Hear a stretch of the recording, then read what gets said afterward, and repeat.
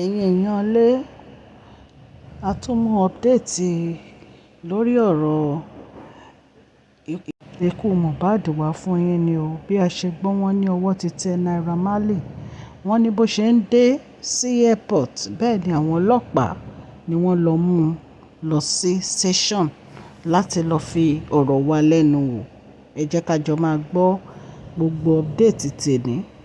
Wọ́n ní ìwádìí tí wọ́n fẹ́ fi ọ̀rọ̀ wá Naira Marley lẹ́nu. Wọ́n ní gbogbo àwọn ìgbìmọ̀, gbogbo wọn ló wà níbẹ̀ o tí wọ́n gbé kalẹ̀.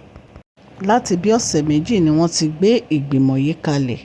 Wọ́n dẹ̀ fẹ́ mọ ikú tó pa olóògbé ìlérí olúwa Mohbad ọmọ Aloba. Àwọn ọlọ́pàá ìpínlẹ̀ Èkó, Estin Benjamin, òun ló sọ ọ̀rọ̀ yìí lórí social media o. Ó kọ sórí social media wípé àwọn ti mú Azeez Fashola, èyí tó ń jẹ́ Naira Marley. Ó ní àwọn ti mú lọ sí àkàtà àwọn ìtẹlẹ̀múyẹ́ which is FBI. Ó ní àwọn mú lọ láti lọ fi ọ̀rọ̀ wá lẹ́nu wò àti béèrè gbogbo ọ̀rọ̀ tó jọ mọ́ ọ̀rọ̀ ikú ìlérí olúwa Mohbad ní ẹnu Naira Marley. Bí a ṣe gbọ́, Naira Marley dé ní 9:30 ní alẹ́ ọjọ́ Tuesday. Bó dẹ̀ ṣe dé ni àwọn agbófinró ni wọ́n lọ mú lọ sí police station láti lọ fi ọ̀rọ̀ wá lẹ́nu wò. Bí plane ẹ̀ ṣe ń land ní Ìkẹjà bí 9:20, bó ṣe gúnlẹ̀ báyìí tí wọ́n land báyìí ni àwọn ọlọ́pàá ló mú, tí wọ́n dẹ̀ mú lọ sí police station láti lọ fi ọ̀rọ̀ wá lẹ́nu wò. Bí wọ́n ṣe gbé lọ sí pàǹtí, wọ́n níbẹ̀ ni igbákejì kọmíṣánná Waheed Ayilara, wọ́n kí i káàbọ̀ o, wípé ṣé dáadáa ló dé, wípé àwọn dẹ̀ ti ń retí ẹ̀ bí wọ́n ṣe bẹ̀rẹ̀ ìwádìí wọn nìyẹn. Nǹkan tí àwọn èèyàn ní ń kọ sí orí social media yìí ni pé kí òun lè ran àwọn ọlọ́pàá lọ́wọ́ ló ṣe dé, wípé inú òun dùn, ìyẹn Naira Marley, wípé inú òun dùn láti dé láti fi ran àwọn ọlọ́pàá lọ́wọ́ lórí ikú tó pa Mohbad. Ẹ̀yin ará lé, ẹ mọ̀ pé a ti wà lórí ọ̀rọ̀ yìí náà láti máa fún yín ní update ní ojoojúmọ́ lórí ọ̀rọ̀ Mohbad ìlérí olúwa ọmọ Aloba tí ó kú ní September 12, 2023. Wọ́n dẹ̀ lọ sin ní September 13, 2023. Kété tí àwọn ènìyàn jáde tí wọ́n bẹ̀rẹ̀ sí ṣe protest lórí ọ̀rọ̀ ẹ̀ náà ni àwọn ọlọ́pàá ní kí wọ́n lọ wú òkú ẹ̀ tí àwọn fẹ́ mọ irú ikú tó pa Aloba ọmọ Aloba, èyí tó ń jẹ́ Mohbad ìlérí olúwa. Ìgbà tí wọ́n dẹ̀ wú òkú ẹ̀, wọ́n ní wọ́n máa fún wa ní èsì autopsy. Èsì autopsy yìí la ṣe ń retí báyìí. Àwọn kan láwọn ti rí, ṣùgbọ́n àwa Mashola Gist TV àwa ò tí ì rí èsì kankan. Kété tá a bá rí, a máa jẹ́ kẹ́ ẹ mọ̀. Bí mo ṣe ń sọ fún yín lójoojúmọ́ pé àwọn ìgbìmọ̀ tí wọ́n gbé kalẹ̀ ní magistrate court èyí tó wà ní Ìkẹjà, wọ́n máa ṣe ìpàdé wọn lénìí. Gbogbo àwọn ẹlẹ́rìí tán dẹ̀ tí mú, gbogbo wọn náà máa kó lọ síbẹ̀ láti lọ fi ọ̀rọ̀ wá wọn lẹ́nu wò. Fúnmi Fálànà òun ni ó dúró gẹ́gẹ́ bí lọ́ọ̀yà àwọn fámílì àwọn Aloba. Tí a bá tún wá ń gbọ́ any update, a máa jẹ́ kí ẹ gbọ́. Bí a dẹ̀ ṣe mọ̀, ẹ mọ̀ pé Mohbad ti sọ fún wa tẹ́lẹ̀ nínú ọ̀rọ̀ tó sọ jáde wípé Samson Balógun, èyí tó ń jẹ́ Sam Larry àti Naira Marley, àwọn ni wọ́n ń lé òun kiri, tí wọ́n ń bully òun, tí wọ́n ń nà òun, tí ó wà ní ara àwọn tí wọ́n ṣekú pa òun. Ó ní tí òun bá kú, ó ní àwọn ni kí àwọn ọlọ́pàá mú. Ó sọ sí inú ọ̀rọ̀ èyí tó rìkọ́ọ̀dù sí orí fóònù ẹ̀.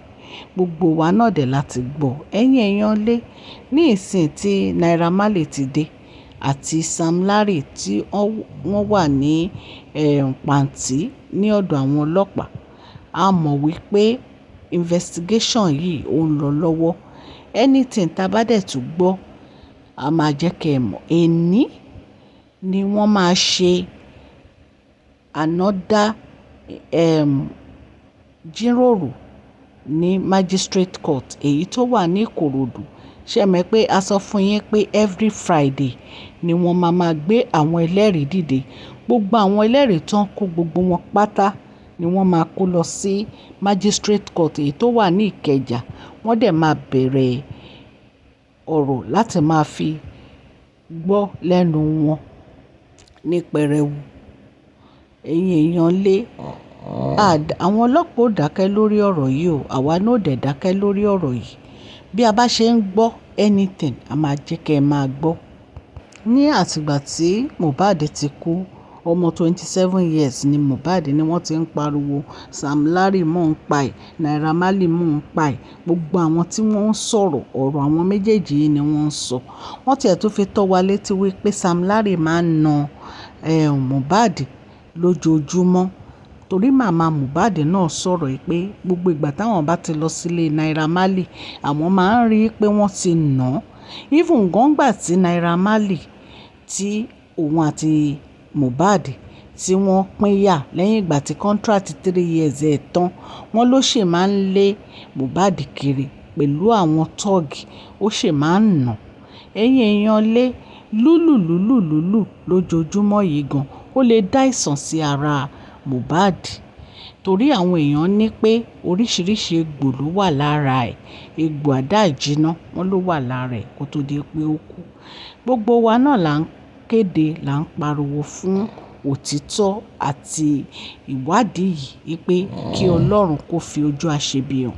Ọlọ́run á dẹ̀ fi ojú aṣebi hàn ní agbára Ọlọ́run.